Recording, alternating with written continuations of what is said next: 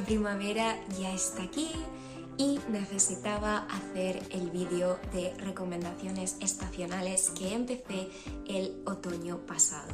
Pero si os soy sincera, lo cierto es que las recomendaciones otoñales e invernales me resultaron bastante más fáciles. Cuando me puse a pensar en qué libros recomendar para primavera, me di cuenta que desde que soy lectora estacional tengo bastante claro lo que más me apetece leer en 3 de las estaciones del año, y sin embargo la primavera no la tengo tan clara. Creo que es una estación que cae un poquito en medio de todo, pero tras mucho pensar decidí que la primavera es el inicio del calor, representa los nuevos comienzos, por eso creo que también lo asocio bastante con historias de amor, aunque también son algo que asocio con el verano, sinceramente, pero historias de amor, historias en las que la naturaleza tenga una prevalencia especial.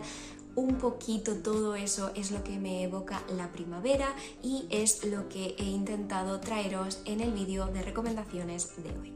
Vamos a empezar con un librito que os sonará si visteis el vídeo de recomendaciones invernales, y se trata de Cuento de primavera de Jill Barclay, que forma parte del universo que la autora creó y que llamó El seto de las zarzas. En este pequeño cuentecito, los ratones de El seto de las zarzas se preparan para la primavera, y bueno, creo que solo hace falta ver las ilustraciones para entender por qué me recuerda tantísimo a la primavera.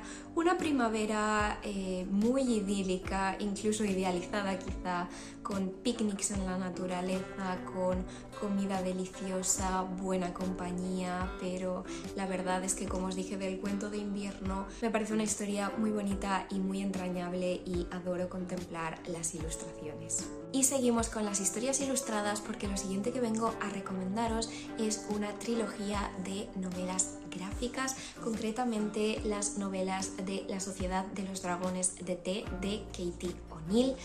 Tenemos 3 novelas, la primera es esta, la segunda es El Festival de los Dragones de Té y la tercera es El Tapiz de los Dragones de Té. Sin embargo, os garantizo que podéis leerlas de manera individual y autoconclusiva, pero bueno, creo que las 3 juntas forman un bonito conjunto. Son 3 historias que nos presentan un mundo en el que existen los dragones de té.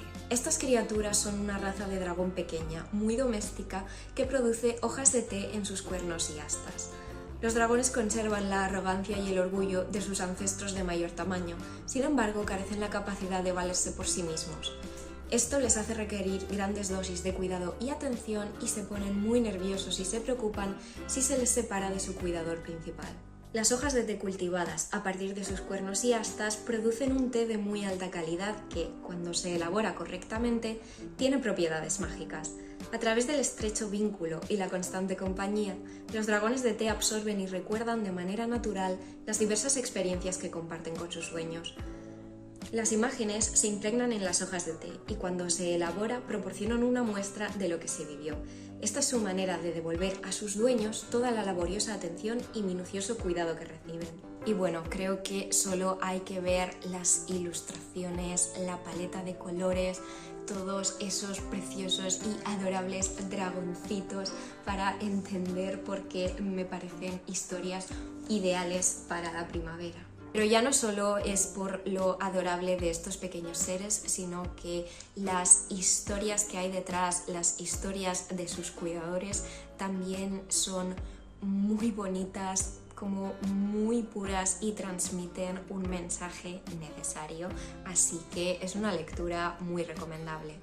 Y seguimos con historias que se basan muchísimo en las ilustraciones, porque vengo a recomendaros un manga de solo 2 tomos, no os preocupéis, es muy cortito. Se trata de La brujita oficinista de Maka Mochida. Es la historia de Shizuka, una bruja a la que sinceramente explotan un poco en el trabajo. Siempre le están pidiendo que haga magia para llevar a cabo sus tareas con más rapidez y eficiencia, pero la verdad es que su magia no le quita trabajo porque es la que mete más horas de la oficina.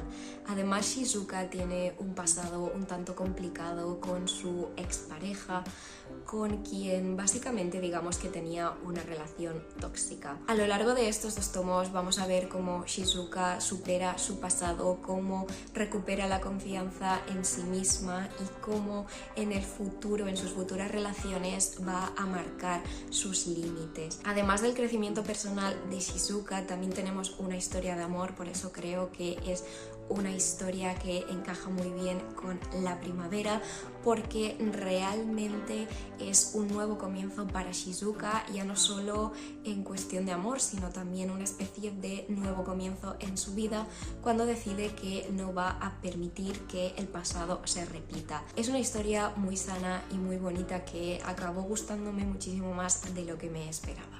Mi siguiente recomendación es una de mis historias favoritas de la vida y se trata de Peter Pan de James Barrie. Sí, es posible que haya elegido de entre todas mis ediciones la que me parece que tiene unas vibes más primaverales, principalmente por lo colorida que es y por el estilo de ilustración manga, que sinceramente me gusta muchísimo y le aporta un toque muy alegre. Peter Pan es la historia del niño que nunca creció, historia del niño que habita en el país de nunca jamás, que vive aventuras a diario, que pelea con piratas y con indios. También es la historia de los hermanos Darling, que van volando a nunca jamás de la mano de Peter y descubren por primera vez todo este universo. El caso es que para mí el concepto de que los niños salgan a jugar fuera en la naturaleza me parece de lo más primaveral, así que por eso os lo recomiendo en este vídeo. Seguimos con otro clásico que en sus orígenes también fue una historia infantil, aunque hoy en día la leen muchísimos adultos, y se trata de El Hobbit de J.R.R. Tolkien, que, por si no lo sabéis, aunque lo dudo, es una especie de precuela de El Señor de los Anillos, que también sucede en la Tierra Media.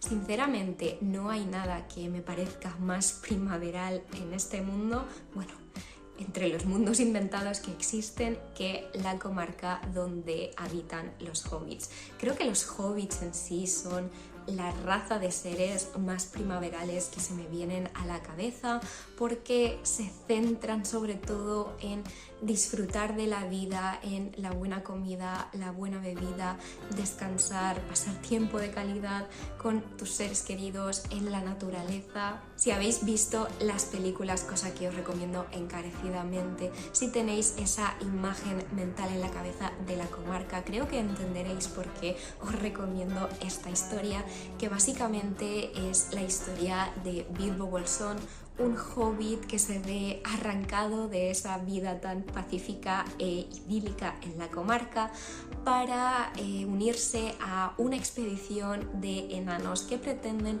recuperar la montaña en la que vivían antaño y que ahora está ocupada por un dragón que lo destrozó todo y se quedó con todo su oro y todas sus riquezas.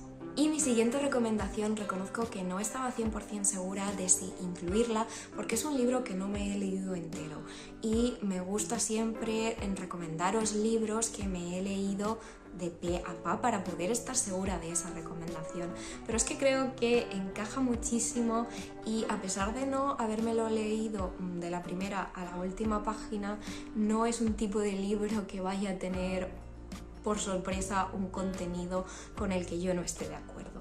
Se trata de Los Hobbits de Tolkien de David Day. Es una pequeña guía sobre estas criaturas que inventó y creó J.R.R. Tolkien, y el caso es que solo por las ilustraciones, aparte de ser un complemento perfecto para El Hobbit que os he recomendado antes, es una lectura muy curiosa para aquellos que hemos deseado en algún momento de nuestra vida vivir en la comarca. Sobre todo la tercera parte, en la que precisamente nos habla de ese lugar en el que viven los hobbits, nos habla de la tierra, de los lugares de la comarca, de la capital, del pueblo de Hobbiton, Como os digo, yo he ido leyendo pequeños cachitos, me quiero acabar leyendo la guía entera evidentemente, es solo que todavía no he tenido la ocasión, pero como veis es una pequeña joyita. Ahora vamos a pasar a la sección eminentemente romántica del vídeo.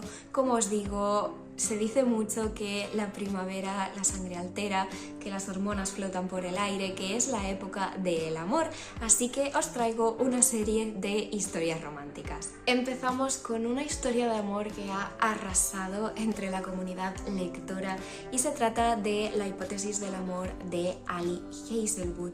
Si os interesa mi opinión con spoilers tenéis un blog de lectura en el canal, pero básicamente esta es la historia de Olive, cuya mejor amiga está interesada en su exnovio, pero que no se atreve a dar ningún paso precisamente porque Olive tuvo una relación con él. Sin embargo, a Olive le da absolutamente igual, para ella esa relación no significó mucho, apenas fueron 3 citas, y está decidida a que su mejor amiga sea feliz, de modo que finge que ya tiene otra relación con otro hombre para que su mejor amiga se atreva a dar el paso. Sin embargo, por casualidades del destino, está a punto de descubrir la mentira de Olive, de modo que Olive agarra al primer hombre que pasa por allí y le estampa un beso con tan mala pata, no, de que se trata del profesor Adam Carlsen. Sin embargo, Adam tiene sus propios motivos para querer formar parte de esa relación falsa, relación que poco a poco va a ir haciéndose más profunda y mucho más auténtica de lo que ninguno de los dos podía prever. La verdad es que es uno de esos libros que considero que milagrosamente sí que está a la altura del hype que tiene, así que os lo recomiendo mucho. Además toca también el tema de la posición precaria de las mujeres en el mundo universitario, concretamente en el mundo universitario científico, y creo que ese es un enfoque que no se ve mucho. Y siguiendo con Ali Hazelwood y las mujeres en la ciencia, también os recomiendo el otro libro de ella que se ha publicado ya aquí, que es La química del amor. Como os digo, también habla de las mujeres en la ciencia porque es la causa de Ali Hazelwood, digamos, pero en este caso tenemos a una neurocientífica que está trabajando en un proyecto para la NASA con uno de sus excompañeros de posgrado que parecía odiarla bastante. Y aunque hace años que no se ven, a medida que trabajan juntos, Vi empieza a replantearse muchas cosas sobre Levi, porque al final no parece odiarla, sino que incluso parece una persona amable que apoya sus decisiones, que la secunda y que incluso parece devorarla con la mirada. Igual que el otro libro de Ali, creo que nos muestra una relación que es todo un modelo a seguir, no por perfecta, al contrario, pero porque ambos personajes aprenden, evolucionan y el conjunto general es muy sano. Siguiendo con las comedias románticas, no podía no recomendaros la que considero mi favorita, o por lo menos está en mi top 3, y se trata de The Hating Game de Sally Thorne. Lo tenéis traducido al español como Cariño cuando te odio, así que no os preocupéis. Esta es la historia de Lucy, que trabaja en una editorial y todos los días se sienta enfrente de Josh, con quien mantiene una especie de guerra fría basada en pullas y miradas fulminantes. Parece que se odian y además ahora están compitiendo por el mismo puesto. Los dos quieren ascender, así que son más rivales que nunca. Lucy está decidida a destrozar a Josh y a ganarse ese ascenso, pero a medida que una serie de circunstancias provocan que ambos empiecen a pasar más tiempo juntos, sus sentimientos van a ir cambiando. Ahora pasamos a una historia romántica pero juvenil y es Geekerella de Ashley Poston. Mi edición es en inglés, pero también lo tenéis traducido en castellano con el mismo nombre. El caso es que es una historia que me recuerda mucho a la primavera porque ¿qué hay más primaveral que el amor juvenil? Es una historia que se ambienta además en una Comic Con friki y todo ese fangirlismo y el entusiasmo por las cosas que apasionan a cada personaje, la verdad es que me transmite esa alegría similar a la alegría de la primavera. Además es un retelling de Cenicienta en el que tenemos a él, que vive con su madrastra y sus hermanastras, cuyo padre falleció hace muchos años y además fue el fundador de esta suerte de Comic Con que os digo que tenemos en la historia. De modo que el sueño de él es poder asistir a este evento. Y por otro lado tenemos a Darien, que es un actor que ha conseguido un papel en una serie de ciencia ficción que fue un poco la raíz de toda esa Comic Con, que era la serie favorita de los padres de él y la serie favorita de la propia él. Como os imagináis, se van a conocer y lo cierto es que es una historia juvenil que me gustó muchísimo, me identifiqué muchísimo con todo ese friquismo y lo cierto es que me pareció muy bonita y sin las altas dosis de drama que tienen muchas historias juveniles y que yo personalmente no disfruto. Y seguimos con las recomendaciones románticas, pero ahora pasamos a las de romántica de época y mi primera recomendación es Secretos de una noche de verano de Lisa Kleypas, que es el primer libro de Las Florero. Y sí, soy consciente de que en el título dice noches de verano y no noches de primavera, pero cuando me he puesto a pensar en romántica de época quería alejarme un poquito de Julia Quinn, la verdad, y este es el primero que se me ha venido a la cabeza. También es todo un clásico del género y el concepto de Las Florero es que son 4 chicas que se hacen amigas porque son las Florero de la época, que viene a decir que nadie, por unas circunstancias o por otras, está demasiado interesado en casarse con ellas. De modo que las 4 aunan fuerzas y deciden que van a buscar un marido adecuado para cada una de ellas. En esta historia hay unas cuantas escenas en la naturaleza, en el campo, y por eso yo mientras lo leía pensé mucho en la primavera más que en verano, sinceramente, así que creo que también os puede gustar. Es lo primero y lo único que he leído hasta la fecha de Lisa Kleypas. Tengo muy pendiente seguir con Las Florero y la verdad es que me muero de ganas. A continuación, una historia muy diferente es The Wisteria Society of Ladies Controls de India Holton.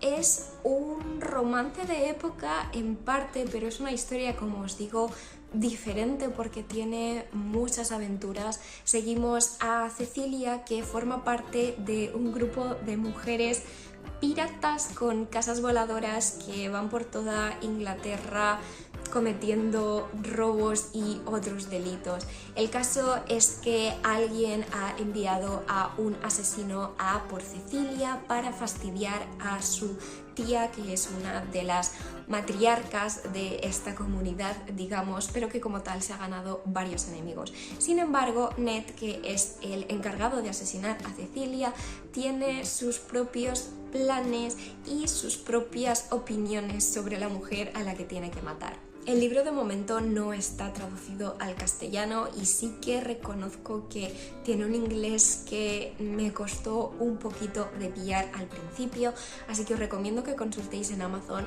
las primeras páginas para aseguraros de que es un nivel asequible para vosotras. Y vamos con la historia de amor por excelencia, Orgullo y Prejuicio de Jane Austen. No creo que haya mucho que pueda decir sobre esta historia que no conozcáis ya, pero es la historia de Elizabeth Bennet, cuya madre está muy obsesionada con casar a sus 5 hijas, aunque ella no tiene ninguna prisa. Y la persona que menos le atrae del mundo para contraer matrimonio es el señor Darcy, que es un noble que va a pasar un tiempo al campo, al pueblo en el que vive Elizabeth, y que se muestra muy orgulloso y muy condescendiente y que parece despreciar a la familia de Elizabeth y a la propia Elizabeth. Sin embargo, como en toda historia de amor, Elizabeth y Darcy van a ir conociéndose mejor y ambos van a ir cambiando de opinión opinión y dejando atrás tanto su orgullo como sus prejuicios. Y mi última recomendación está muy relacionada con la anterior y se trata de Pride, Prejudice and Peril de Katie Oliver, que es la primera parte de A Jane Austen Tea Society Mystery. Esto es un cozy mystery, por desgracia no está traducido todavía al español. Hola editoriales, contratadme para traducirlo, por favor.